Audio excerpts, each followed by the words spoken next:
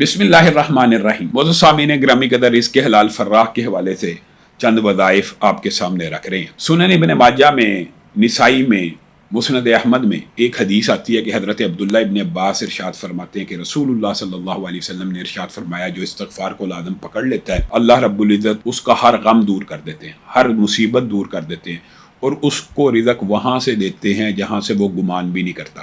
یہ تینوں باتیں، رزق وہاں سے دیتے ہیں جہاں سے وہ گمان نہیں کرتا۔ مصیبت، انسان قرضے میں پھنسا ہو، رزق کی کمی کا شکار ہو، یہ بھی مصیبت۔ انسان غم کا شکار ہو، رزق کی تنگی کی وجہ ہے، یہ بھی مصیبت ہے۔ یعنی یہ تینوں کی تینوں باتیں رزق کے اوپر بھی اپلیکیبل ہیں۔ اسی لیے اللہ رب العزت نے کلام پاک میں ارشاد فرمایا، فَقُلْتُ اسْتَغْفِرُوا رَبَّكُمْ إِنَّهُ كَانَ غَفَّارًا يُرْسِلِ السَّمَاءَ عَلَيْكُمْ مِدْرَارًا وَيُمْدِدْكُمْ بِأَمْوَالٍ وَبَنِينَ وَيَجْعَلْ لَكُمْ جَنَّاتٍ وَيَجْعَلْ لَكُمْ أَنْهَارًا۔ مال بھی دے گا، بیٹے بھی دے گا۔ استغفار کریں گے تو بارشیں آپ کی مرضی کے مطابق ہوں گی، یعنی جس وقت ریکوائرڈ ہیں، اور باغات بھی دے گا، انہار بھی دے گا، بیٹے بھی دے گا، مال بھی دے گا۔ اور دیگر آیات میں لعلکم تفلحون، توبہ کرو تاکہ فلاح پا جاؤ۔ اور تیسری آیت میں وَيُرْسِلِ السَّمَاءَ عَلَيْكُمْ مِدْرَارًا کے بعد وَيَزِدْكُمْ قُوَّةً إِلَىٰ قُوَّتِكُمْ، اللہ تعالیٰ تمہاری قوت و طاقت بھی بڑھا دے گا۔ تو معزز سامعین گرامی قدر، صرف استغفر اللہ پڑھنا اس قدر ضروری ہے، اور اس کی اتنی فیوض و برکات ہیں، یہ ساری کی ساری چیزیں حاصل ہو جائیں گی انشاءاللہ۔ استغفار کے دیگر وظائف کے حوالے سے بھی آپ کے سامنے گزارشات رکھتے رہیں۔